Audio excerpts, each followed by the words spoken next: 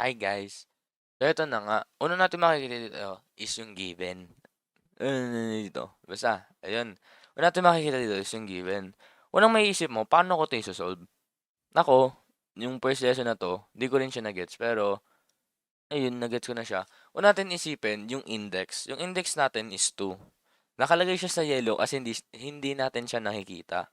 Ngayon, ang pinakamadaling mong isolve, no, sa mga ganito is yung mga variable. Mga ganyan. So, para ma-visualize natin, babaguhin natin to ah. Okay, ang magiging nito is square root of 92 times r times r times r. Ito, ngayon, magiging ganito siya. Bakit? Kasi, pag ito, may 1 sila, no? Pag ayan, pinag-times, magsasama yan, magiging r, r cube. Ngayon, sinasabi dito, basta kailangan daw magka-group sila into 2, no? Ito, kailangan natin, di bali grouping sila. Yun. So, ayun, ang mangyayari, itong dalawang yan, is mag-pair na sila kasi kailangan natin dalawa. So, ang mangyayari dyan, ang bago nating given is square root of 92 r squared times r. Bakit naging r squared? Naging r squared siya kasi itong dalawa, pag pinag-times to, magiging r squared. No? Then ito, dahil naiwan siya, copy mo lang. Ito, bring down the given lang yan.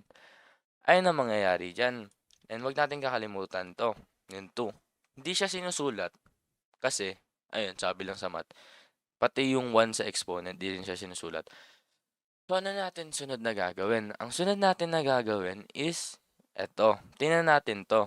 Mag-same na sila ng index, no? Mag-same na sila ng index. Ngayon, ilang pair, madali na lang natin, no? Gagawin mo, kung divisible na yung index, divisible is kunyari 2, 4, 6, 8, ganun, nasa parang skip counting na siya, i-divide mo siya. So, 2 divided by 2 magiging 1. So, ayun, nasolve na natin tong dalawang to. Nasolve na natin yan. So, ilalabas na natin. So, r yung variable and 2 divided with 2 is 1. So, hindi na natin susulat. Pero for the video, sulat natin siya in yellow. And copy mo lang yung naiwan sa loob, which is 92 times R1. Ano na sunod na gagawin? Sunod natin gagawin is itong 92. Yung para to masolve, ang pinakamadaling explanation dyan is burahin na natin to. Burahin natin to para di na tayo maguluhan. Ang pinakamadaling explanation dyan is yung ganto. 92, tapos yung ganyan niya. 'Di ba? 1 at saka 92. Ano pa ba? 2 at saka ah, hindi ko 'to pinractice before kaya pasensya nyo na. I-times 2 nyo na, no? 2 times 2 mga perfect square natin kasi nga index natin 2 and kailangan natin mga 2 times 2 ganyan. So tingnan natin yung mga equivalent doon. Ang mga iba doon is yung 4. Perfect square siya. Bakit? Kasi 2 times 2, 2 times 2 is equals to 4. Kailangan natin hanapin yung 4. I think it's 1, 4, 9. Di ko siya bisado. Pakita ko rin. Ngayon, hanapin na lang natin dito si 4. Ayan, nakikita naman natin sa screen. Nahanap na natin siya. 4 at saka 23. No? Kailangan natin gamitin yung pair na yun. Okay? Kasi 4 times 23 is equals to 92. So, ang mangyayari dyan, i-rewrite na natin yung, yung binigay sa atin. So, R, tapos 92, sorry, 4 times 23 times R. Yan. Tapos, di porket nakita nyo yung 4, di porket nakita nyo yung 4, ayun yung gagamitin nyo. Hindi. Kapag gagawa kayo ng ganito, kukunin nyo yung perfect square na pinamataas. Which is like, mga, ang hirap niya i-explain as in. Lalo na kapag iba yung index. Pero padalin na lang natin. So, sorry. So, magiging ganito na siya. Tama? Tama. Ngayon, ang mangyayari na dito, ano yung square root ng 4? Madali lang yan. Magiging 2. So, eto na yung magiging given natin. So, ano yung square root ng 4? Madali na lang yan. Tama, 2. 2 lang yun, guys. Ngayon, ang mangyayari, isosolve na natin siya. Square root ng 4 is 2. Copy natin yung nasa labas, which is r. Then, yung nasa, naiwan sa loob, which is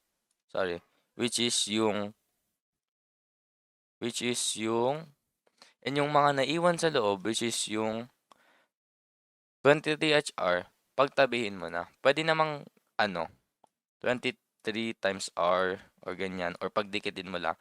It's the same thing. So, ngayon, alam na natin kung paano mag-times sa mga ganyan-ganyan. Alam na natin paano siya i-simplify. No? Ito na yung sagot dyan kasi yung factors ng 23, wala na. Oh, wala na yung, hindi na mabababa yung 23 dyan. Ay, nasagot. Nandito naman tayo. Oops, nakita to. Dito naman tayo, no?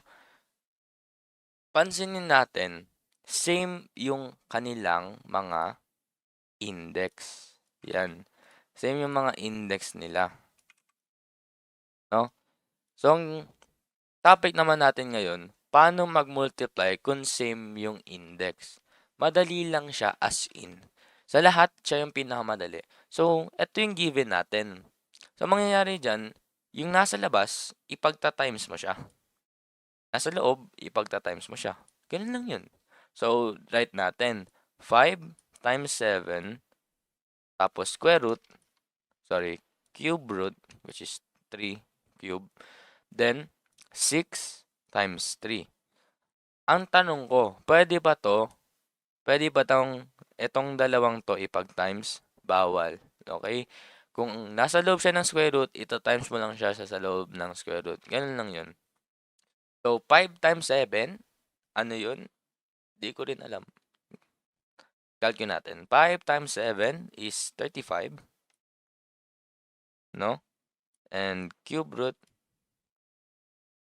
And 6 times 3, 18. Ngayon, pwede pa ba natin pababain si 18? Bawal. Kasi, 2, una mong isipin, pinakamababa. 2 times 2 times 2. Bakit tatlo yung 2 natin? Kasi tatlo yung index. Ganun lang yun. So, kung nag-calculator ka ngayon, 2 times 2 times 2 is 8. So, bawal yan. That's 8. So, 3 naman. 3 times 3 times 3 is 27. No? 27 siya. So, wala na tayong magagawa. Nakakbangan na yung 18. Wala na tayong magagawa. Unless, pwede natin siyang gawin 8 times something. Gets ba?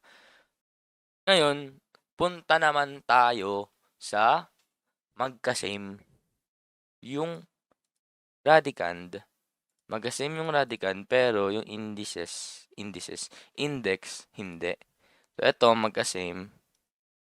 Ito, hindi. Ano gagawin natin dyan? Alalahanin natin yung first lesson natin sa math. Yung first lesson natin sa math is yung mga fraction. Diba? 2 at saka 1/3 is equals to 2 square root, cube root of 2.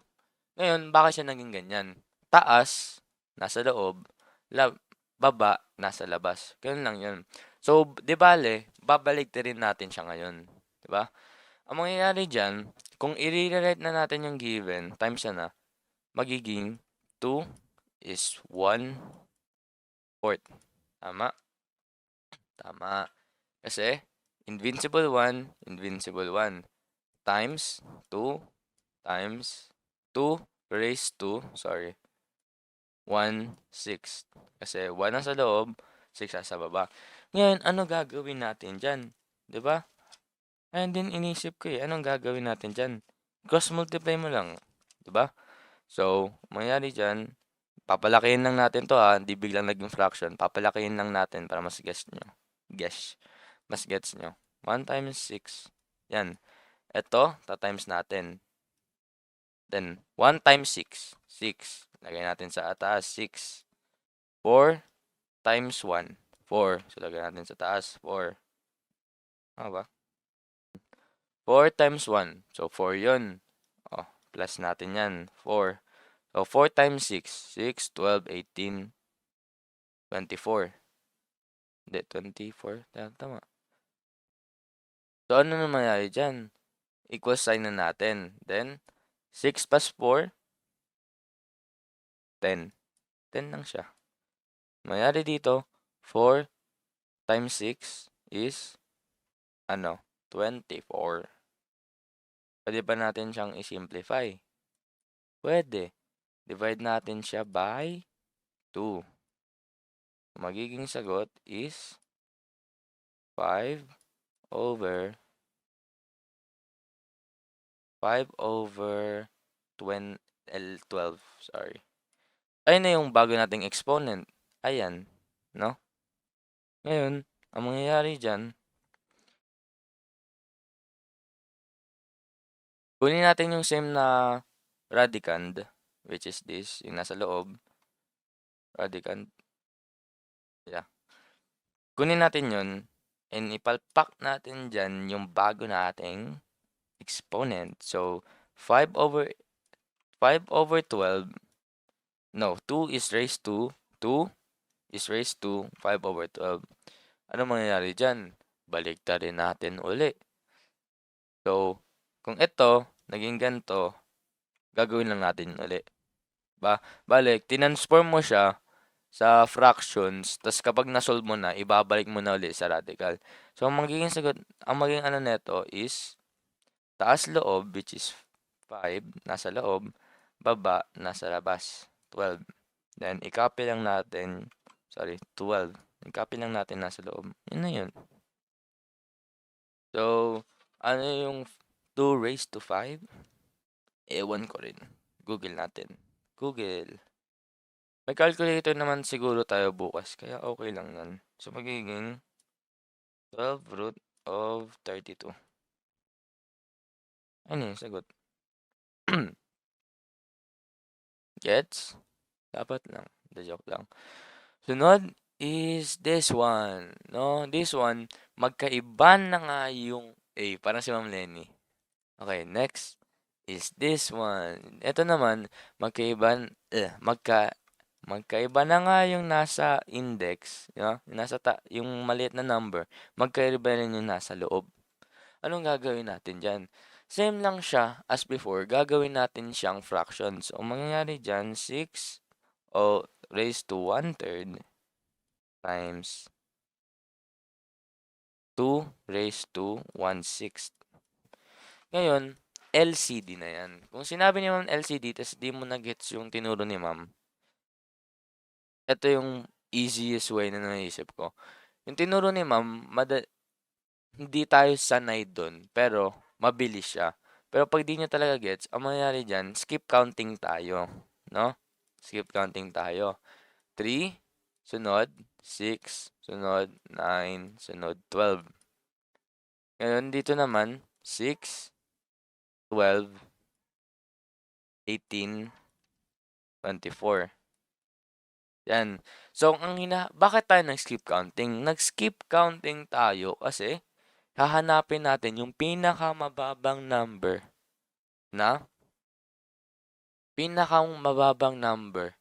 na parehas na sa kanila, which is 6. Bakit hindi natin gagamitin yung 12? Kasi nga, LCD meaning least. Pinakamababa. Common denominator.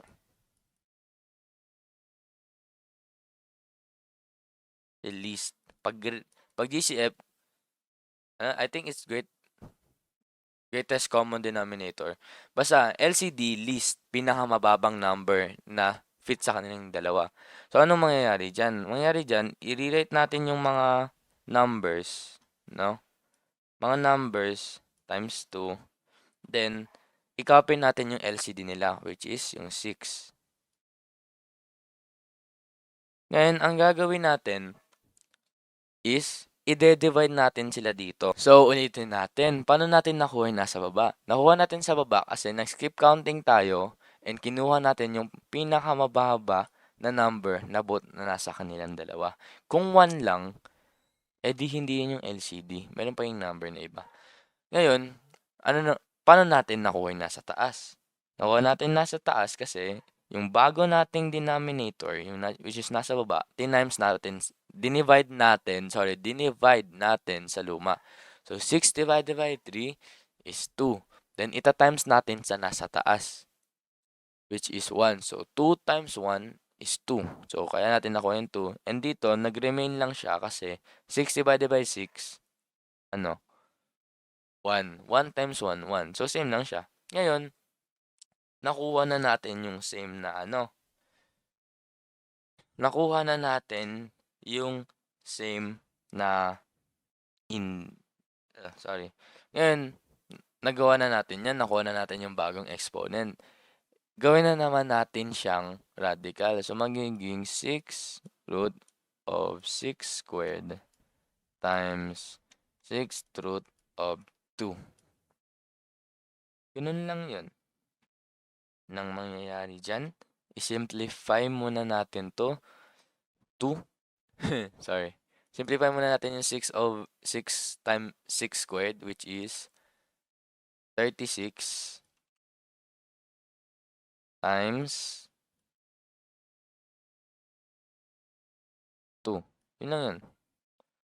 Balik tayo sa tinuro ko kanina, paano mag-times kapag same yung index, ta-times mo lang siya. Diba? Yun lang yun. So, ang mangyayari dyan, 36 times 2 is, ewan ko, calculator. 72. So, mangyayari dyan, 6 root of 72. Ayun yung sagot.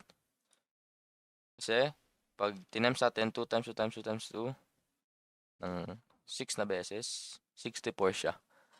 Then, wala na tayong magagawa. Add ko lang, no? Paano natin alam kung i-expand natin siya o hindi? Nagagamit lang to sa mga variable. Medyo. Nagagamit lang siya sa mga variable. So, mangyayari niyan, tingnan natin index, tingnan natin yung exponent. Ang makikita natin is 2 divisible by 4. Other words, kapag nag-skip counting ba tayo, makukuha ba natin si 4? Ang sagot, oo. So, ang mangyayari dyan, 2 divided by 4 is what? 2. Diba? R squared. Ayun yung sagot dyan. Gets? Ngayon, hindi na natin siya kailangan expand kasi pwede na siya. Ngayon, dito naman tayo. Cube root of R raised to 4. Tingnan natin yung index, tingnan natin yung exponent. Ayun. Divisible ba siya? Other words, pag nag-skip counting ba tayo, makukuha ba natin yung 4? Ba, 3, 6, hindi na agad. Ano gagawin natin? Doon na tayo mag-e-expand. Papalawakan na natin. So, di bale, ang mangyayari dyan is R times R times R times R. Maligo sa R. Kasi aso ako. R. Ngayon, pag pinag-add mo to, same lang siya dito sa R4. Okay? Ngayon, kailangan na down natin ng pair ng 3. So, groupings tong tatlo, left out yung isa. Magiging R cube kasi nga, bakit? Pag tinimes mo to, yung mga 1 yan, mag-a-add, magiging 3. Then, copy mo lang yung naiwan. Naiwan. Then, ay nagbagong given natin. And no, ayun na yung natin, yung bago natin. Diba? Mangyayari dyan, magiging R cube times R. So, huwag natin kalimutan yung cube dito. Yeah. Ngayon, tanungin natin yun uli. Tingnan natin yung index, tingnan natin yung exponent. Tanungin natin uli. Kapag nag-skip counting ba tayo, malalabas ba sa 3? Oo, kasi 3 divided by 3 is 1. So, mangyayari dyan, sagot, itanggalin na natin to guys kasi maguguluhan ka. Ang sagot is R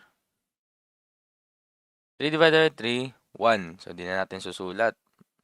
Sulat na lang natin for the video. Then, labas. Nasa labas na siya kasi nasolve na natin. Then, ano na iwan dito? R lang. So, R. So, R times, may times yan kung gusto mo. Pero, di ko yun ginagawa. Ganyan. R times the square root of R. Yun lang yun. Basic. Basic. Dito tayo. Dagdag ko lang. Baka sabihin nyo, dahil index niya 3, kailangan 3 din. No, hindi. Kailangan niya divisible. So, mag-skip counting tayo. Ito na yun. 3, 6, 9, 12, 15, 18. Ngayon, tinanong natin kanina sa sarili natin, kapag yung 3 ba na index divisible sa exponent, yung index ba divisible sa exponent? In other words, pag nag-skip counting ka sa 3, makikita mo ba dun sa 17? And ngayon, nalampasan natin, so hindi. So, kailangan natin gawin, ano yung pinaka-closest na number?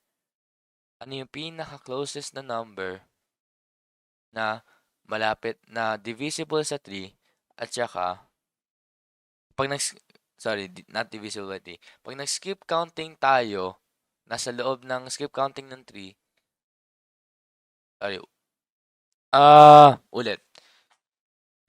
Ano yung number na kapag nag-skip counting tayo, ano yung, sorry. Ulit. Ano yung number kapag nag-skip counting tayo, no? Ulit. So, ano yung number na pinaka-closest sa 17 na nandito? Na hindi tumataas sa pababa sa 15. Shortcut na natin to. Hindi na natin gawin yung R na 17 times kasi ang dami nun. Ganun lang yun kapag onti lang. Okay? Ngayon, gawin natin, magiging R 15 kasi, ayun yung pinakamalapit. Then, 15 minus 17. Diba? Yung ngayon nating exponent, minus natin sa luma. Then, copy mo lang yung variable, magiging 2. Kasi 17 plus 2 equals 17. So, in-expand lang natin siya. Tinuruan ko lang kayo ng way na mas mabilis, no? Ngayon, 3, kapag nag-skip counting ba tayo, makikita ba natin si 15? Oo. Ano yon? 3, 6, 9, 12, 15. So, nandun siya. Pang ilan yung 15? So, 15 divided by 3 is, para madali, 15 divided by 3 is 5. Kasi 5. Yun. Tapos, anong naiwan sa loob? R squared. Copy mo lang. Yun lang yung sagot. Divide mo lang to. Sorry. Divide mo lang to dito. Kailangan mo siyang ma-divide. Ngayon, tanong ko, kailangan ba natin mawala to? Yung, sorry. Mali pala yung nasulat ko. Ayan. Para madali, 15 divided by 3, 5. So, dahil nasolve na siya, nasa labas. So, R, 5. Tapos, copy natin yung sign, which is cube root. Then, copy natin yung naiwan. Dahil wala na to, nasolve na to, no? Ito na lang naiwan. So, R squared. Yun lang yun. Gets? Now, may tanong ako. Kailangan ba natin tong alisin? Ito, kailangan ba natin tong alisin? Hindi. Alam mo bakit? Kasi, hindi naman siya fraction. Kailangan lang natin alisin yung square root kapag nasa baba siya ng fraction. Okay? Gets? May calculator naman tayo bukas. Kaya natin yan. No? Kaya natin yan. Ngayon, dito tayo sa number 5 ng seatwork natin. Kasi mostly ng kilala ko, hindi na gets. Kita ko ng hula lang ako. Yun pala tama yung hula eh. Ngayon, R yan. Ang mangyayari dyan is, paghihiwalay lang natin yung square root. Di ba, may square root sa taas, may square root sa baba. Okay? Hiwalay natin. Cube root of 56 and cube root of R5. Unahin natin yung variable kasi pinakamadali. Pag nag-skip counting ba tayo, malalabas ba yung 5? Hindi. So, i-expand natin. Pabilisin na lang natin. Ang mangyayari dyan, copy lang muna natin nasa taas. Hindi pa natin sa isosolve. Pwede naman isolve nyo yung taas, solve nyo yung baba at the same time. Tapos skip nyo. Pero, mahirapan kayo. Nangyari dyan, cube root R, R, R, R, R, R. Gagawin ko yung joke yun. Paulit-ulit ko yung gagawin. Okay, ngayon, groupings na naman. Kailangan daw tagtatatlo. Yan, tagtatlo na sila. Magiging R cube. Tama? Tama. Ngayon, ito, naiwan. Times natin silang dalawa, R squared. Ayun na yung bago natin. So, magiging, copy lang natin nasa taas. Di pa natin sinolve. Then, R cube root, R cube times R2. Masosolve pag pag nag-skip counting ba tayo sa index natin, which is 3, lalabas ba yung 3? Oo, mangyayari dyan. Mangyayari dyan is magiging R times R squared. Yung lesson na to, ang whole lesson na ito is, sorry, hindi pala nakikita. Ito yung magiging sagot natin dyan, guys. Hey, guys. Mga followers ko, ito yung mga sagot natin dyan. Yung R, nakuha natin dahil dito. Kasi 3 divided by 3, 1. Ayan yung 1 natin. Tapos dahil na-solve na siya, ilabas na natin yung R. Then, yung naiwan, hindi na natin siya masasolve. Yun. Yung whole lesson natin, kapag daw may division, bawal daw na magkakaroon ng division sign dito sa labas. Okay? Sorry, nakalimutan ng 3. Bawal daw. So, anong gagawin natin? Mamaya na yun. Ngayon, isolve muna natin yung nasa taas. No? Solve muna natin nasa taas. Ano yung factors ni 56 na pwede sa na may cube root, no? So, doon tayo sa 2, okay? 2 times 2 times 2 is equals 8 kasi 2 times 2 times 2 equals 4, 4 times 2 equals 8. So, 8 yun. Okay? Pag 3 naman, 3 times 3, 9 times 3 equals 227. Ngayon, siguro, within these two, makakuha ka na ng idea kung anong kukunin mo number. So, try natin yung 8. Anong ita-times mo sa 8 na pwede na ang resulta ay 56? Madali natin. 7. Okay? 8 times 7 is equals to 56. Ngayon, ano mangyayari? Ano yung cube root ng 8? Kita na natin. 2. Mangyayari dyan, copy natin yung nasa baba, R. Sorry kung pangit sulat ko. Wala kayong choice. So, 2. Dahil nasolve na natin siya, nasa labas na siya. Tapos, square root ng 7 over, copy natin nasa baba. Yun na. Ngayon, balikan natin yung sinabi ko. Bawal na magkaroon sa baba. Magkaroon bawal magkaroon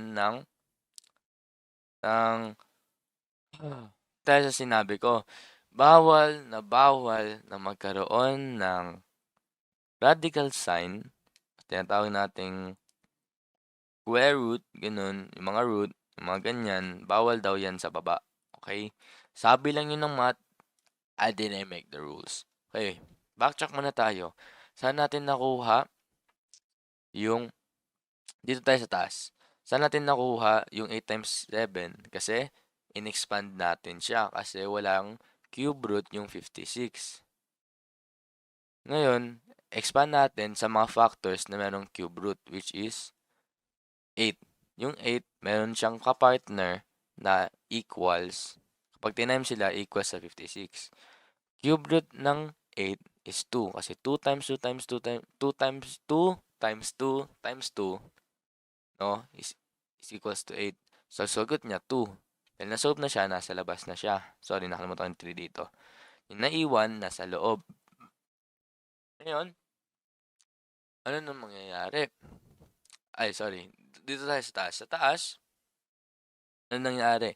Tinuro ko na yung kanina. You should understand it. Okay? Ano nang mangyayari? Paano ito mawawala? No?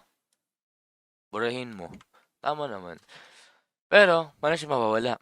Mawawala siya, kailangan natin ipasame yung index. Ito, which is 3. So, ipasame yung exponent.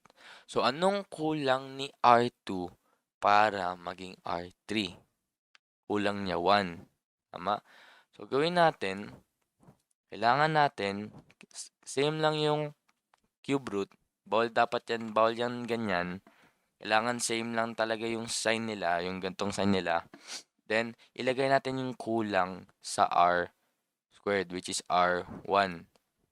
Ngayon, dito din, times pala to guys, times. Times. Then, dito rin, kung ano nilagay mo sa baba, lagay mo rin sa taas. 1. Mayari dyan, R2 plus 1 is R3. So, magiging, copy natin na sa taas. Dito man tayo sa baba, sorry. Nasa baba, R cube root of R3. Ngayon, pag divisible ba, ngayon, sa taas naman. Dahil same sila ng index, ano mangyayari? Pa-times mo. Yun lang yun. So, pagdikitin na natin siya. Sorry na sumising ako ah. May sipon kasi ako. Wala kayong magagawa. Kayong nanonood sa video ko. Yan. Magiging ganyan siya. Bakit? Kasi pinagdikit lang natin. Pwede yan may dot sa gitna. Kayo bahala. That is times. Ngayon, kapag nag-skip counting ba tayo, pwede ba yung 3 sa 3? Siyempre, 3 na nga eh. Ang mangyayari dyan, copy muna natin nasa taas. 2 cube root of 7r. Nasa baba, 3 times 3. Copy muna natin yung nandito yung nandito. Nasa gilid, r. Ngayon, sabi kasi dito, r times, may dot yan dyan. No? Hindi ko lang nilalagay yung dot kasi hindi ako ganun. Ay, sorry, di pala kita. Sige, baba natin. Kalimutan ko, hindi pala kita dun, guys. Sorry.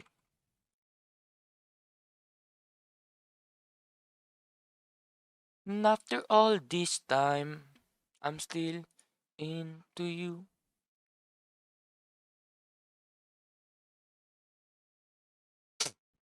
Ayan, dito na tayo. Di ba? Ang haba. Haba. Kaya pinapaiksi ko siya eh. Kapag nagsasolve ako. Basta. Ngayon, copy muna natin yan dito.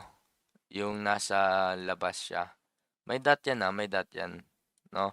So, magiging R times, then 3 divided 3, dahil nasolve na siya, lalabas na natin, then 1 din siya. No? So, R1 times R1, ano sagot? Okay, ulitin natin. Feel ko masyadong mabilis doon. Ito. Ito, isolve natin siya. Ito, isolve natin siya. Itong part na to. Ngayon, is 3 divisible by 3? Oo. Dahil na-solve na siya, ilalabas na natin yung nandyan sa loob. So, labas na natin, no? Then, 3 divided by 3 is 1. Hindi na natin susulat kaya nakadilaw, Then dito naman, nakalimutan natin itong r na may times. So, bring down mo lang yung given. Ang mangyayari diyan, r raised to 1 times r raised to 1. So, r times r nga daw kapag same lang yung variable tapos ng times product rule, pag-a-add lang natin. So, maglagay lang natin yung nasa taas. Tapos, r squared kasi 1 plus 1, 2. Yehey! Ayan na yung sagot.